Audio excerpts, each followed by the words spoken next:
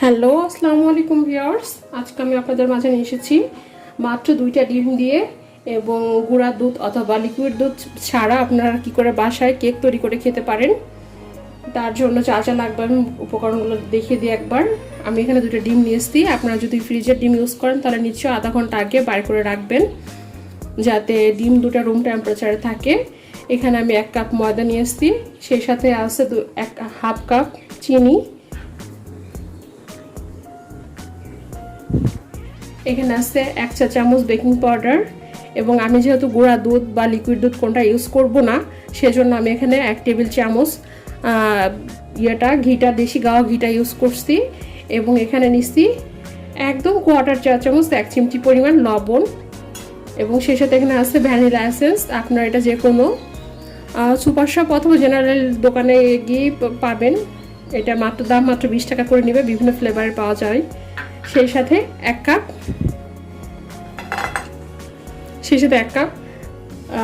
বাসায় খাওয়া তেল, যেটা আপনারা রান্না ইউজ করতে পারেন, ভেজিটেবল অয়েল, বা এর পরিবর্তে আপনারা চাইলে বাটারটা লিকুইড করে এভাবে ইউজ করতে পারেন, অ্যাজ ইউর উইশ।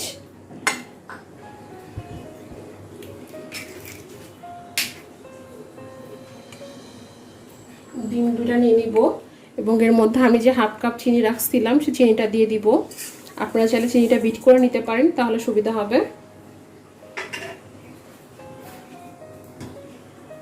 তো আমি আজকে আপনাদেরকে হ্যান্ড বিটার ছাড়া, মানে ইলেকট্রিক বিটার ছাড়া হ্যান্ড বিটার এটা করে দেখাবো, কারণ সবার বাসায় তো আর হ্যান্ড বিটার থাকে না, ইলেকট্রিক হ্যান্ড বিটারটা, তাই আমি এটা বিট করে দেখাবো। হ্যাঁ, যতক্ষণ না চিনিটা প্রপারলি বিট হচ্ছে আমরা এটা ভাবে বিট করে নিব।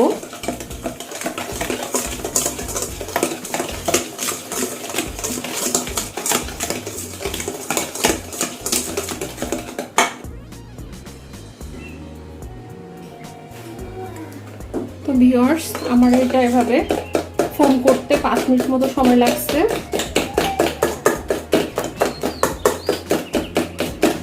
আমার চিনিটা ডিমের সঙ্গে প্রপারলি মিশে গেছে।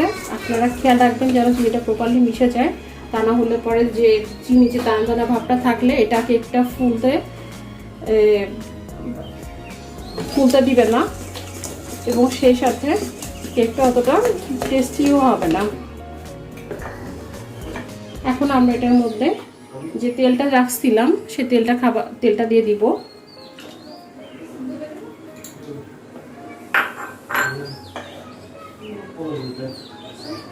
এবং যে লবণটা রাখছিলাম সেই লবণটা দিয়ে দিব। দিয়ে আর কিছুক্ষণের জন্য এটা ভালো মতো বিট করে নিব।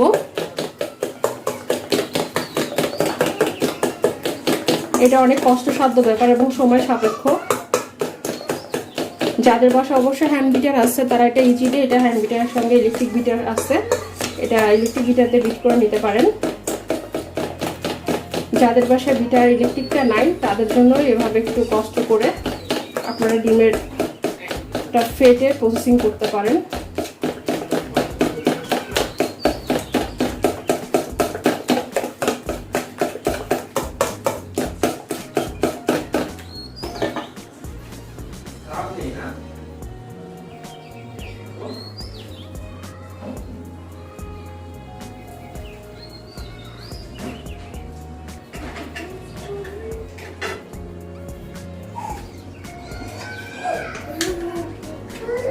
আমি এখানে যে ময়দাটা রাখছিলাম, ময়দাটা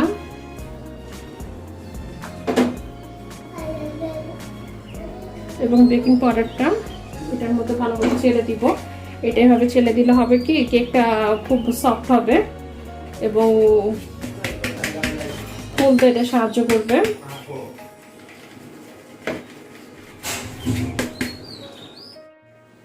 তো ভিউয়ার্স, আমার এটা চালা হয়ে গেছে, এখন আমি এটা মিক্সড করব।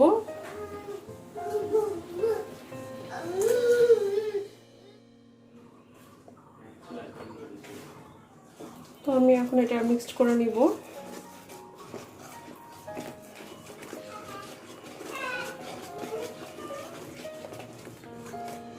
ঘিটা দিয়েতে সুন্দর একটা ফ্লেভার আসছে।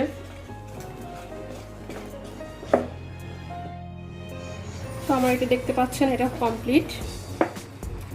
এর ঠিকই এটা ঘনত্বটা এরকম থাকবে, অনেকটা তেলে ভাজা পিঠার মতো। তো আমি এখন এটা একটা মোল্ডে দেব। অনেকের বাসায় এই ধরনের মোল্ডটা নাই, এটা জাস্ট ওভেনের জন্য খুব ভালো হয়, কিন্তু আমি নর্মালি এটা করার আগে যেভাবে করে খেতাম বাসায় ঠিক সেটা দেখাবো। এই টিফিন বাটিটা দেখছেন করতে করতে বেশ অনেকটা স্পট পড়ে গেছে, এখন আমি এটাতে করে দেখাবো আপনাদেরকে। এবং এটাতে আমি ইউজ করবো বাসায় যে রেগুলার আমাদের খাতার কাগজ আমরা লেখালেখি করি, সে খাতার কাগজে আমি এটার পিছন যে সাইড আছে এটার মাপে এটা কেটে নিয়ে তো আমি এই বাটিটাতে কেকটা তৈরি করব। তো আমি এখানে তেলের ব্রাশের সঙ্গে কিছুটা অয়েল মিক্সড করে এভাবে ব্রাশ করে নিব।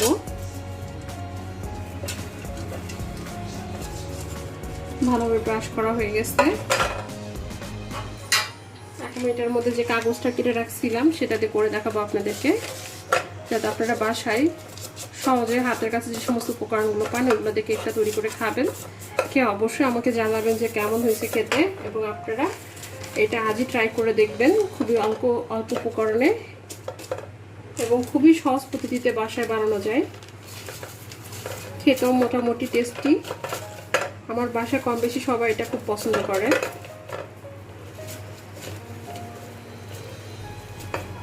তো এটা আমি ভালো মতো করে সেট আপ করে নিয়েছি।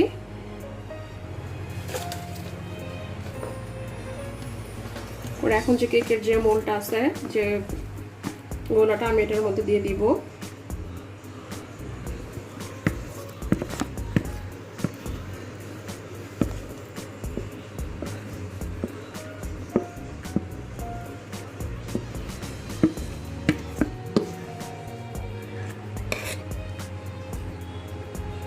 আমি এখন এটা এভাবে সেট করে নিব। সেট করে আমি এখানে পাশে, সবার বাসায় তো ওভেন থাকে না, অনেকে আসতে যে বিভিন্ন পাত্রে বা পাতিলে করে কড়াইতে করে বালু বা লবণ দিয়ে কেকটা করে। তো আমি আজকে আপনাদের অন্যভাবে করে দেখাবো। আমি আজকে আপনাদের প্রেসার কুকারে কী করে কেকটা করা যায় সেটা দেখাই দিব। আমি এখানে মিডিয়াম হিটে কুকারটা গরম করতে দিচ্ছি। এখন আবার এটা হালকা গরম হয়ে আসছে। যেমন আমরা ওভেনে কেক করতে গেলে আগে ফ্রি হিট করে নিই, ঠিক তেমনই আমি হিটটা করে নিয়েছি আমার প্রেসার কুকারে। এখন এটার মধ্যে আমি দিয়ে দিব কেকটা, দিয়ে হিটটা ঠিক মিডিয়াম লোতে থাকবে, এবং প্রেসার কুকারের যে সিটিটা এটা আমি খুলে দিব, দিয়ে এটা এভাবে উপরে জাস্ট রেখে দিব, যাতে কখনো কোনো আশেপাশে কোনো ফাঁকা না থাকে। এবং আমার এই কেকটা হতে প্রায় সময় লাগবে 40 থেকে 45 মিনিট। তবে এর মাঝে আমি 2-3 বার চেক করে নিব যে আমার কেকটা কনসিস্টেন্সি কেমন হয়েছে, যে এটা ফুলছে কিনা বা এটা কাঁচা আসছে কি, এটা আমি চেক করব এবং আপনাদেরকে সেটা দেখাই দিব। হ্যালো ভিউয়ার্স, তো আমরা এখন দেখে নিব আমাদের কেকটা হয়েছে কিনা। তো মাঝে আমি একবার চেক করছিলাম, এখন একটা কাঠির সাহায্যে এভাবে ঢুকায় চেক করে নিব। যদি এটাতে কিছু না লেগে থাকে তাহলে বুঝবেন যে কেকটা হয়ে গেছে। দেখতে পাচ্ছেন আমার সোলার কাঠির আগে কিছু নাই, এটা পুরোপুরি ফ্রেশ।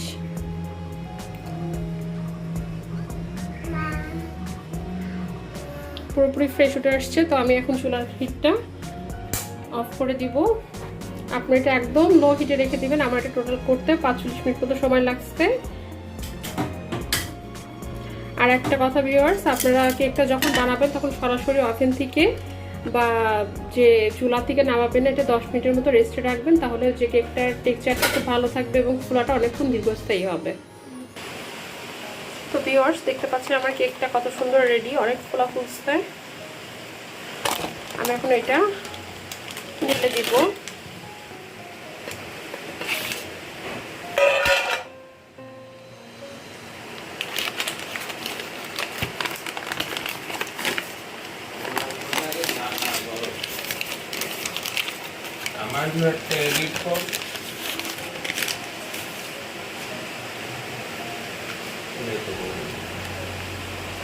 দেখতে পাচ্ছেন কতটা ভালো হয়েছে এবং কালারটা মাশাআল্লাহ অনেক সুন্দর আসছে এবং অনেকটা স্পঞ্জি হয়েছে, অনেকটা স্পঞ্জি হয়েছে।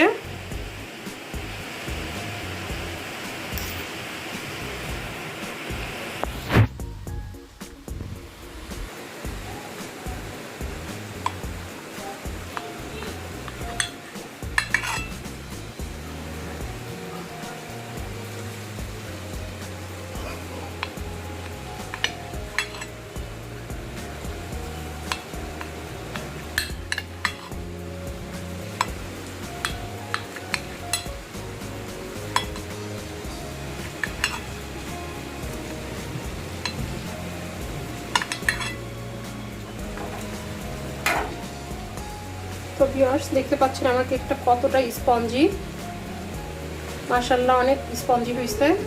আপনারা ইচ্ছা করলে এভাবে করে বাসায় তৈরি করে খেতে পারেন। আপনারা তো অনেকেই মনে করতে পারেন যে দুধ ছাড়া কেক এটা খেতে কি টেস্টি হবে? অবশ্যই টেস্টি হবে, কারণ এটা অনেক ভালো হয়েছে এবং এভাবে করে আমি মাঝে মাঝে প্রায়ই করে খাই। দেখতেই পাচ্ছেন, আপনারা এভাবে করে একটা এয়ারটাইট বক্সে করে ফ্রিজে সংরক্ষণ করতে পারেন। এটা এভাবে নর্মাল ডেতে 3 থেকে 4 দিন ভালো থাকবে এবং আপনারা ফ্রিজ আপ করলে 1 সপ্তাহ পর্যন্ত রেখে খেতে পারবেন নর্মাল ফ্রিজে নর্মালে রেখে। আমার বাসায় যেহেতু আজকে দুধ ছিল না, গুঁড়া প্লাস গরুর দুধ লিকুইড কোনোটাই, বাইরে প্রচুর বৃষ্টি হচ্ছে, সেই সাথে করোনার মধ্যে লকডাউনের মধ্যে দোকানপাট বন্ধ। এখন আমি এভাবে কেক বানাইছি, মাশাআল্লাহ অনেক ভালো।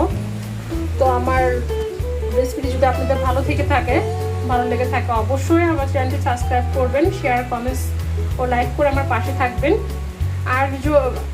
আর যদি কোনো জিজ্ঞাসা থাকে অবশ্যই কমেন্টসের মাধ্যমে জানাবেন এবং আপনারা এই কেকটি বাসায় তৈরি করে খেয়ে কেমন লাগলো আমাকে অবশ্যই জানাবেন। তো ভালো থাকবেন, সুস্থ থাকবেন, ঘরে থাকুন। আল্লাহ হাফেজ।